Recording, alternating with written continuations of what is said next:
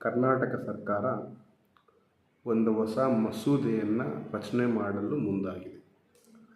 ಆ ಮಸೂದೆಯ ಮಹತ್ವ ಏನು ಅಂತಂದರೆ, ವಿಷಯ ಏನು ಅಂತಂದರೆ, ಎಲ್ಲ ಖಾಸಗಿ ಕಂಪನಿಗಳಲ್ಲಿ ಆಡಳಿತಾತ್ಮಕ ಕೆಲಸಗಳಲ್ಲಿ 50% ರಿಸರ್ವೇಷನ್, ಅದೇ ರೀತಿ ಆಡಳಿತಾತ್ಮಕವಲ್ಲದ ಕೆಲಸಗಳಲ್ಲಿ ಜಾಬ್ಸಲ್ಲಿ 75% ರಿಸರ್ವೇಷನ್ ಇದು ಕೊಡಬೇಕು ಎಂಬುವಂಥ ಒಂದು ಹೊಸ ಮಸೂದೆ ಮಂಡಿಸಲು ಮುಂದಾಗಿದೆ.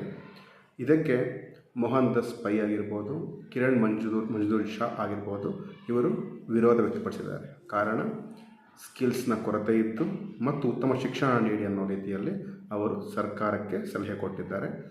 ಆದರೆ ಆ ರೀತಿ ಮಾಡೋದಕ್ಕೆ, ಆ ಸ್ಕಿಲ್ಸನ್ನು ಡೆವಲಪ್ಮೆಂಟ್ ಮಾಡೋಕ್ಕೆ ಕಂಪನಿಗಳು ಮುಂದಾಗಬೇಕು ಅಂತ